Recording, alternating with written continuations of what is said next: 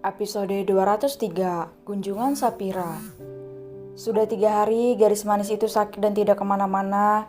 Perlahan, Ipana sudah lebih baik, namun wajah murungnya tidak bisa disembunyikan. Hingga siang menjelang, ia hanya bolak-balik melihat ponsel yang hening tanpa notifikasi khusus yang ia setting untuk abang kesayangannya. Apa abang sudah lupa sama Dede? Hiks, kenapa abang gak menghubungi Dede bareng sebentar saja? Batin Ipana. Dek, panggil Pajira lembut. Iya Bunda, di luar ada teman kamu, namanya siapa tadi ya? Bunda lupa nak, ucap Pajira tersenyum. Teman yang mana Bunda? Gak ada orang yang berteman tulus dengan Dede kalau gak karena harta pasti karena followers, ucap Ipana sedih. Terus yang kakak-kakak kata Dede itu gimana? Tanya Pajira mengernyit. Iya hanya dia yang tulus berteman dengan Dede Bunda, bahkan ditraktir aja dia gak mau, ucap Ipana merebahkan kepalanya di pangkuan Pajira. Kok malah tidur sayang? Di bawah kan ada teman Dede, ucap Pajira namun ia tidak menolak kepada Ipana untuk berbaring di pahanya. Siapa Bunda? Apa Kak Sapira? Tanya Ipana. Safira, iya itu namanya Sapira, ucap Pajira yang kembali mengingat nama Safira. Bunda serius, ucap Ipana berbinar senang. Kenapa ekspresi Dede seperti itu? Langsung sembuh nih kayaknya, ucap Pajira terkekeh. Iya Bunda. Ipana bangkit dan menghubungi Bibi dan meminta untuk mengantarkan Sapira ke kamarnya. Permisi Nona. Ipana meminta Nona untuk langsung ke kamarnya. Mari saya antar, ucap Bibi kepada Sapira. Iya Bu, terima kasih, ucap Sapira sopan. Gadis manis itu berjalan sambil melihat betapa mewahnya rumah Ipana. Begitu banyak foto yang terpajang di sepanjang dinding menjadi pemandangan tersendiri bagi tamu yang datang ke rumah itu. Apa aku pantas berteman dengan Ipana dengan kekayaannya? Tapi melihat sikapnya yang berbeda terhadapku, seperti Ipana memang ingin berteman. Tapi aku takut semoga saja tidak terjadi hal yang buruk nantinya, batin Safira. Ia berjalan menapaki tangga menuju kamar Ipana sembari menenteng satu kantong buah-buahan segar. Ada terselip rasa takut dalam diri Safira jika Ipana akan menjadikannya budak seperti orang kaya yang lain. Namun ketika melihat Ipana yang begitu antusias, Sapira bisa merasakan ketulusan yang terpancar dari dalam diri gadis manis itu. Bahkan sampai sekarang tidak ada lagi yang berani mengganggunya. Tok tok tok, Nona, ucap Bibi mengetuk pintu kamar Ipana. Masuk aja Bi, gak dikunci, ucap Ipana dari dalam. Silakan Nona, ucap ibu membuka pintu dan mempersilakan Sapira untuk masuk ke dalam kamar Ipana. Kak, ucap Ipana senang. Ia segera bangkit dari tidurnya dan berjalan menghampiri Sapira lalu memeluknya. Hai, aku dengar kamu sakit, ucap Sapira membalas pelukan Ipana. Begitulah Kak, yuk kita duduk di sofa, ajak Ipana. Bunda tinggal ya sayang, ucap Pajira tersenyum berlalu dari sana. Iya Bunda. Iya Nyonya, ucap Sapira tersenyum dan mengiringi kepergian Pajira. Tadi itu Bunda kamu nah? Tanya Sapira ketika melihat pintu sudah tertutup. Iya Kak. Wah, pantesan kamu cantik, ucap Sapira berbinar. Iya, Abang lebih ganteng lagi karena mirip sama Bunda, ucap Ipana kembali sendu. Kamu kenapa? Apa masih pusing? Tanya Sapira panik. Enggak kok Kak, aku hanya merindukan Abang, ucap Ipana memaksakan senyumnya. Emang Tuan Pajri kemana? Abang lagi membuat proyek di desa Selimut selama 2 bulan. Ini hari ketiga dia di sana dan satupun aku belum mendapatkan pesan darinya, ucap Ipana berkaca-kaca. Maaf ya aku nggak tahu, ucap Sapira merasa bersalah. Gak apa-apa Kak, hanya saja aku khawatir dengan keadaan Abang di sana soalnya nggak ada signal ataupun alat komunikasi lainnya, ucap Ipana memaksakan senyumnya. Iya, ini aku mau bawa sedikit buah untuk kamu, ucap Sapira berusaha untuk mengalihkan pembicaraan.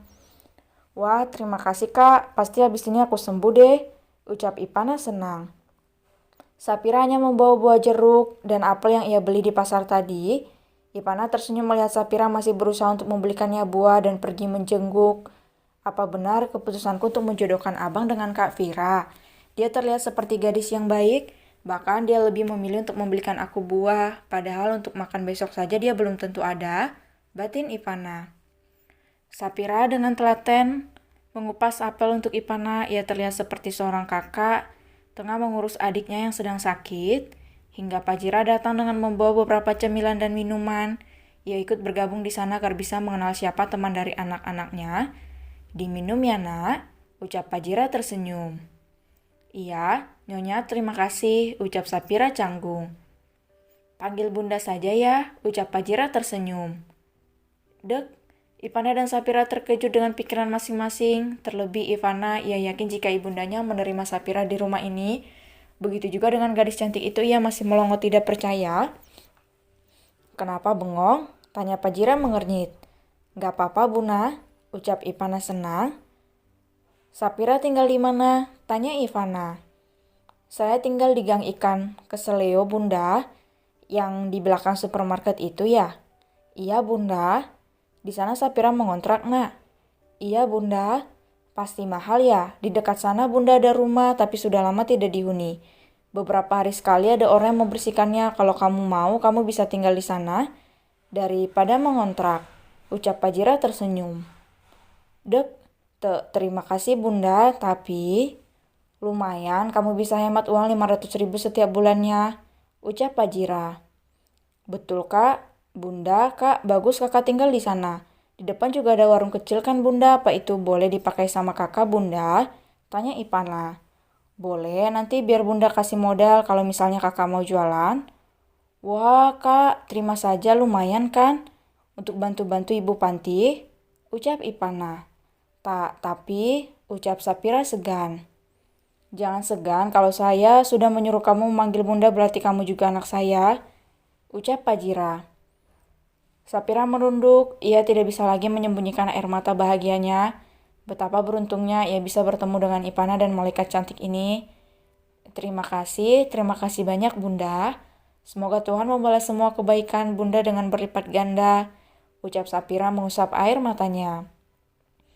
Sama-sama, Ipana sudah banyak cerita tentang kamu. Jika nanti bunda ada waktu senggang, ajaklah kami berkunjung ke panti di mana kamu dibesarkan, ucap Fajira tersenyum.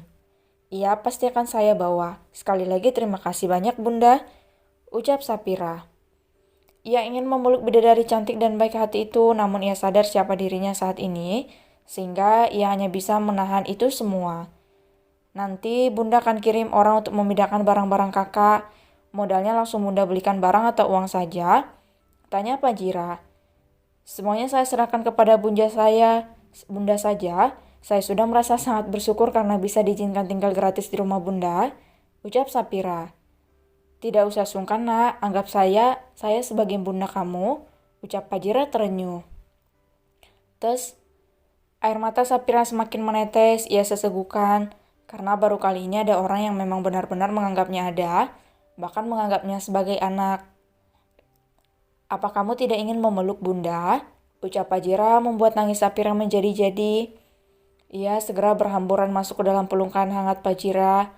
Nyaman itulah yang dirasakan oleh Sapira kali ini. Ia sangat bersyukur karena mendapatkan orang baik dan tulus di sekitarnya. Buna, panggil Ipana cemburut. Ada sedikit perasaan cemburu yang timbul karena ibundanya memeluk orang lain. Sini sayang, ucap Fajira terkekeh. Sepertinya aku harus merelakan bunda untuk berbagi kasih kepada Kak Sapira, karena sebentar lagi pasti dia akan menjadi kakakku. Semoga abang mau sama kamu kak, batin Ipana memeluk Fajira dengan erat. Mereka mengobrol dengan santai hingga jam makan siang sudah masuk. Mereka segera turun ke bawah dan makan hanya bertiga saja hari ini, karena Irfan sudah memiliki janji untuk makan siang dengan rekan bisnisnya.